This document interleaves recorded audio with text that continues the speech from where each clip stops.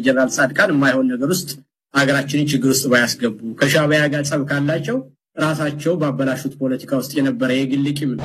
ከኤርትራ ጋር ጦርነት ቢከፈት ከማን ጋር ነው የምትሆኑት? ከኤርትራ ጋር ሆነን አይደለም ፋኖ የራሱን ኃይል ይዞ ሄዶ አጋጣሚውን ተጠቅሞ አዲስ አበባ መግባት ነው።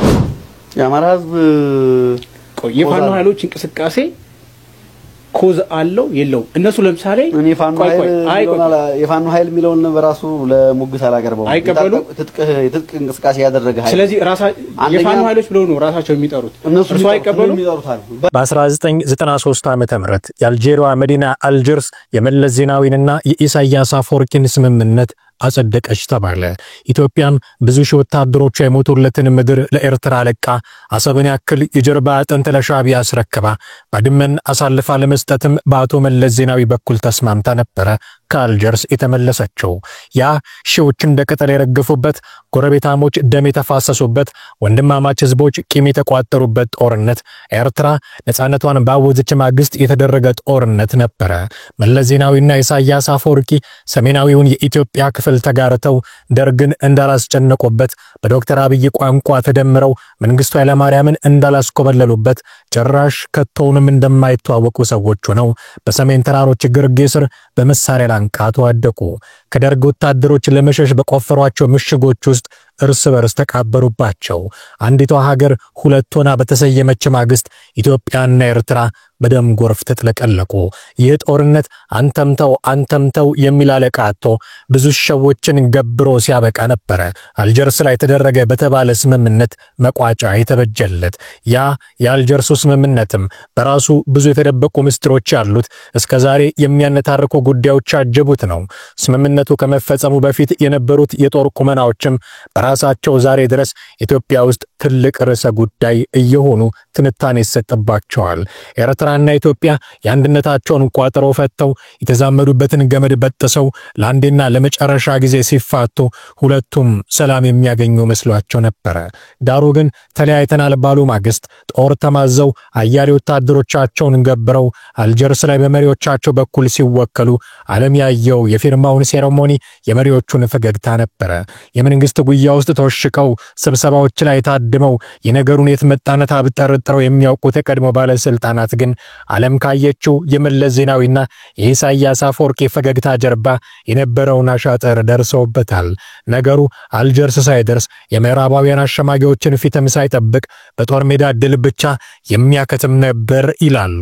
ዳሩ ግን የሚያወዷትን ሀገር የሚመሩ የሚል የማርያም ጠላት ሲመጣላቸው የቀድሞ አለቆች አሰብና ምጽዋ ለምኔ ባድመስ ለመቼው ጊዜ ብለው ነው አሉ።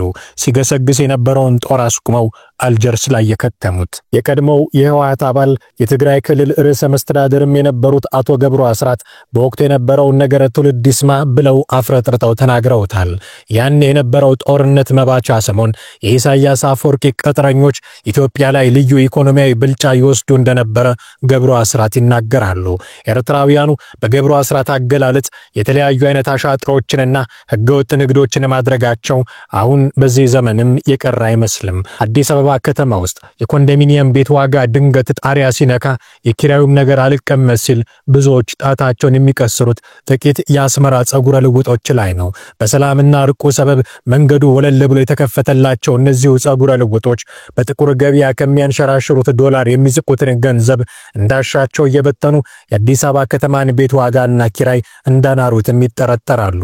ያኔም ታዲያ ጦርነቱ ከመጀመሩ በፊት ድንበር አካባቢ ተመሳሳይ የሆኑ ህገወጥ ንግዶች ላይ መሰማራታቸው ነው ገብሩ አስራት የሚናገሩት።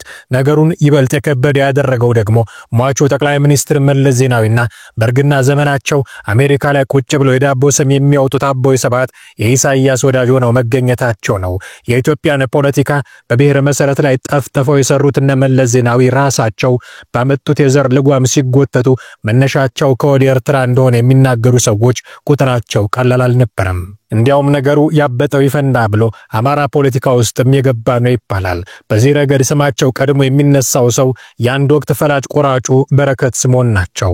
እናም ዘራቸውን ከወደ ኤርትራ ጎሳዎች የሚቆጥሩት እነ መለስ ዜናዊ ያኔም አሁንም የኤርትራ ቁንጮ ሆነው ላሉት ኢሳያስ አፈወርቂ ድጋፍ ለማድረጋቸው ምክንያቱ ደም ከውሃ ይወፍራል የሚል ብሂል ሳይሆን አይቀርም። የሆነ ሆኖ ሁኔታዎች ከቁጥጥር ውጭ ሆነው ጦርነቱ አልጀርስ ላይ በተደረገ ስምምነት እስኪቋጭ ድረስ ብዙዎች መተኪያ የሌላትን ነፍሳቸውን ለወንድማማች ጦርነት ገብረዋል። ከ1993 በኋላ የኢትዮጵያና የኤርትራ ነገር ኖ ፒስ ኖ ዋር በሚባል ሁኔታ ውስጥ ነበር ያሳለፈው።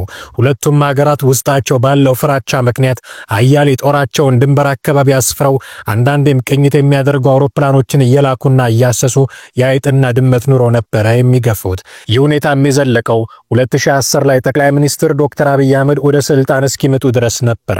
ዶክተር አብይ አህመድ የአራት ኪሎን መንበር በተቆናጠጡ ማግስት ቀዳሚ ስራቸው ካደረጓቸው ጉዳዮች መካከል አንዱ ከኤርትራ ጋር ሰላም ማውረድ ነበረ። በህዝብ ተወካዮች ምክር ቤት ውስጥ ሳይቀር ለኤርትራ መንግስትና ህዝብ መልእክት በማስተላለፍ ሰፊ እጃቸውን ለሰላም በመዘርጋት የኢሳያስ አፈወርቂን ልብ ማሸነፍ የሚችለው ነበረ። ታዲያ ዶክተር አብይ ጥረታቸው ሰምሮ ከወደ አስመራም የሰላም አየር መንፈስ ጀመረ። የሁለቱ ሀገራት መሪዎችም ረጅም ዘመናትን እንዳስቆጠሩ ጥብቅ ወዳጆች ሆነው ታዩ። አዲስ ዓመትን ድንበር ላይ የሚያከብሩ ጓደኛሞችም ሆኑ። አስመራና አዲስ አበባም እንደቀድሞው እዚህና እዚያ በሚሉ ተመላላሽ መንገደኞች የሚታጨቁ ሆኑ። ከሁሉ በላይ ደግሞ በጦርነቱ ወቅት እንዳውሬ ይታዩ የነበሩት ዋናው ሰው አዲስ አበባ ላይ ደማቅ አቀባበል ተደረገላቸው።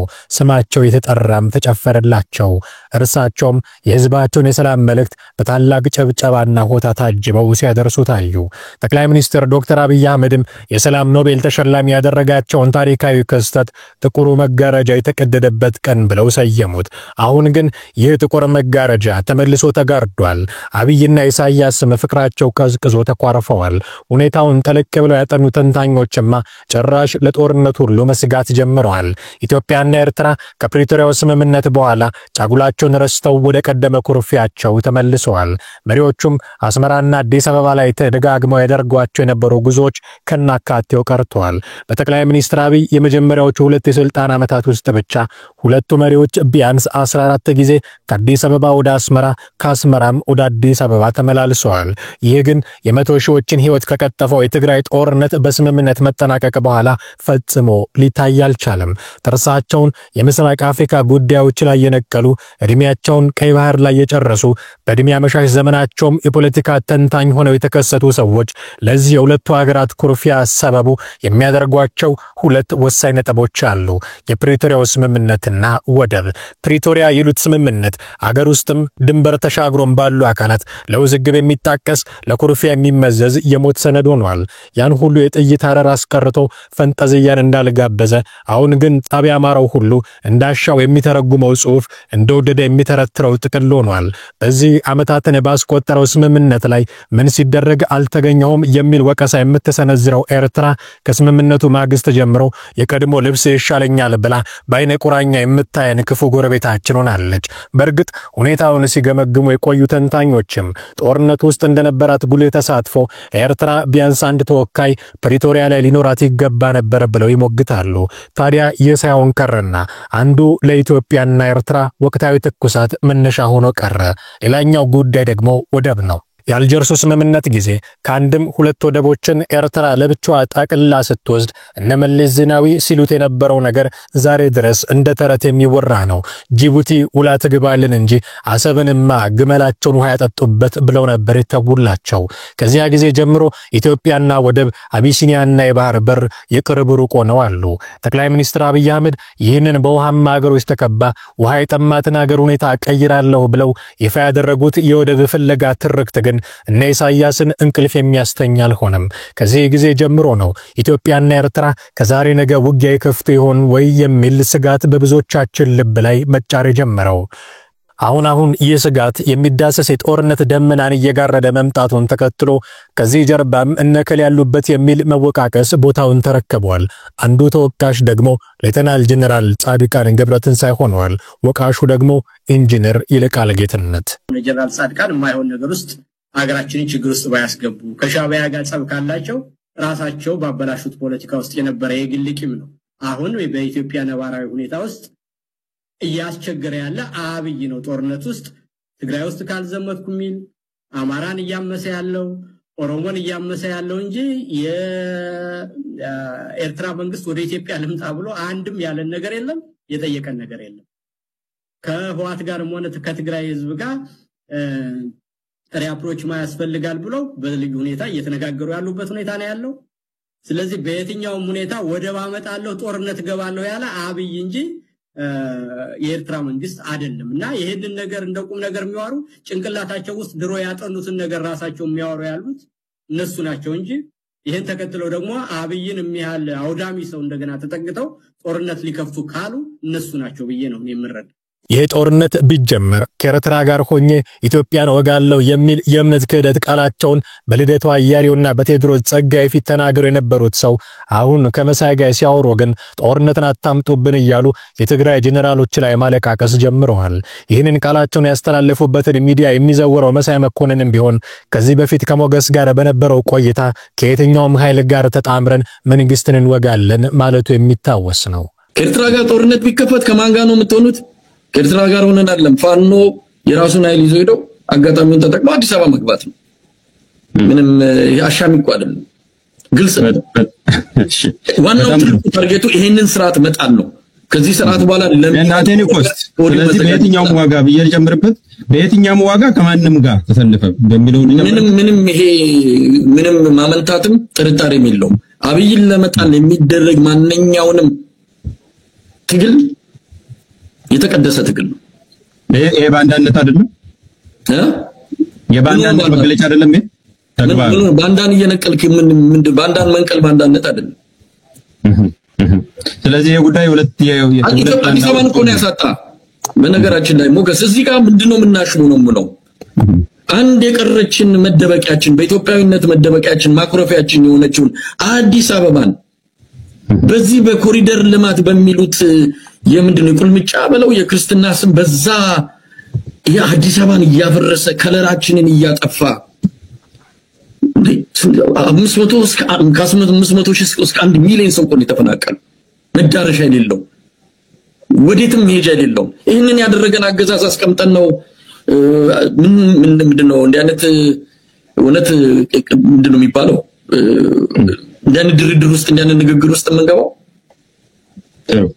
እንደ አብይ ያለ ለኢትዮጵያ ብሔራዊ ስጋት ከአብይ ከውጭና ከሀገር ውስጥና እንደ አብይ ያለ የኢትዮጵያ ብሔራዊ አደጋ ማንንም የለም። እንዲህ አይነቱን ነገር ባላየ ማለፍ አልሆነልህ ያላቸው የአብን ሰዎችም ፋኖ ብሎ መጥራት ከብዷቸው እንደ መንግስት ጽንፈኛም ማንለውም ብለው ተማምለው ነው ሐሳብ የሚሰነዝሩት።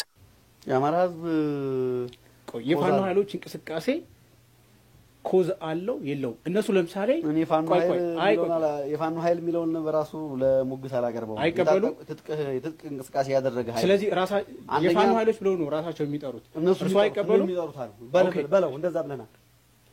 እነሱ አለመቀበል መብት ነው። እነሱ የሚሉ ራሳቸውን በሚጠሩበት ነው የምንጠራው። ስም ንገረኛ እኔ ኦኬ ብዙ አክተሮች እንግዲህ የውጭ ማህበረሰብ ካየን ለምሳሌ እነሱን ወደ ድርድር እንዲመጡ የሚጋብዙ ዲፕሎማቲክ ማህበረሰቡም አንዳንድ የመንግስት ሚዲያዎችም ባለስልጣናትም እንግዲህ በስማቸው ሲጠሯቸው ሰማለ ጽንፈኛ ኃይሎች ይላሉ። እኛ ደግሞ አንልም አብን ለምሳሌ አይልም ጽንፈኛ ኃይሎች ይላሉ። ምንድነው የምትሉት? ማን ናቸው? አማራ ክልል ከመንግስት ጋር እየተዋጉ ያሉት የትጥቅ እንቅስቃሴ እያደረጉ ያሉት ስም አለው። ማን ነው? ትጥቅ ትግል ዝም ብሎ በሜዳ እንደዛ ካልከኝማ ለምሳሌ የሚሉ አሉ። ለምሳሌ እኔ የጎጃም ፋኖ የሚሉ አሉ። የትጥቅ እንቅስቃሴ ነው ለኛ ሚሉ አሉ እነሱ። እኛ ግን የትጥቅ እንቅስቃሴ እያደረጉ ያሉ ኃይሎች በአማራ ስም የተደራጁ አሉ። ስለዚህ ስማቸውን ራሳቸው የሚጠሩበትን አትቀበሉ? ራሳቸው ናቸው የሚጠሩት። እኔ ልጠራልህ ግድ ታስገደኛለህ እንዴ? አይ መጥራት አይደለም። ኦኬ እኔ ወይ ዳምጠው ወይ ደግሞ ማስገደድ አይደለም ባዜ። እሺ ታስገደኛለህ? አይ ኖ አይደለም። በነገራችን ላይ እኔ ማነሳው ለምሳሌ አብን ይሄ የትጥቅ እንቅስቃሴ ሲጀመር መግለጫዎቹን ወደ ኋላ ሄደው ሪፈር ማድረግ ይቻላል።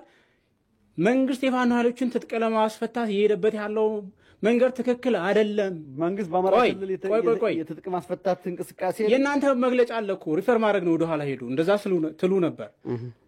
ኦኬ እንደ ፓርቲ ያኔ ተቀበሉ ነበር። አሁን የፋኖ ኃይሎች የሚለውን ነገር አትቀበሉ ማለት ነው። እኔ እሱንም አሁን አንተ ነህ ያልከኝ።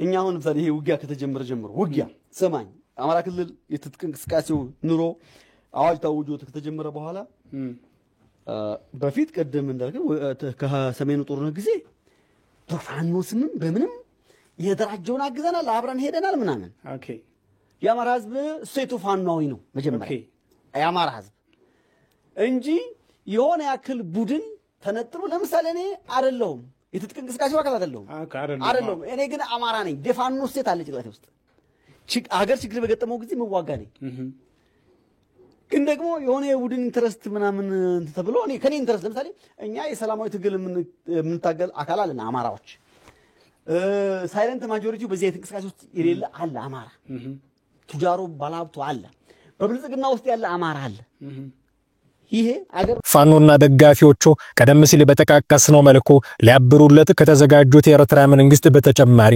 ከህዋትም ጋር ቢሆን አብሮ ለመሰለፍ ወደ ኋላ የማይሉ መሆናቸውን ደጋግመው ተናግረዋልና ፋኖ ብለን አንጠራቸውም የሚሉት የአብን ሰዎች አፍ ውስጥ ገብተዋል ወያኔን ሊያመጡብን የሚተጉ ፈረሶች ናቸው በማለትም ተወርፈዋል የጦር መሳሪያና መሰል እንትኖችንም ከወያኔ ጋር እንሰራለን የሚሉ ኃይሎችን ስላየን የወልቃይትን አስተዳደር የደመቀ ኮሎኔል ደመቀ ዘውዱን አስተዳደር በተናለሁ የሚል ለአማራ ታገላለሁ የሚል ኃይል አይተናል እሱን የውጭ ኃይል ወያኔን በአንቀልባዞ ሊመጣ ያሰበ ካልሆነ በስተቀር የወልቃይትን አስተዳደር ሊበትን ለዛውም ኮሎኔል ደመቀ ዘውዱ በትግል እና በድርድር በሰላማዊ መንገድ ያቆመውን አስተዳደር በተናለሁ የሚል ለአማራ ታጋይ ነኝ የሚል ኃይል ሰምተናል እነሱ አሁን በልካቸው መወገዝ ያለባቸው ናቸው ማስተማርም ያለብን ነኛ እንዴት ካልከኝ እነሱ ወያኔን አዝለው ሊመጡ ያስተቡ ናቸው ሌላ ነገር ከወያኔ ጋር ተደራድረንና ተወያይተን እነሱን ነፍጥ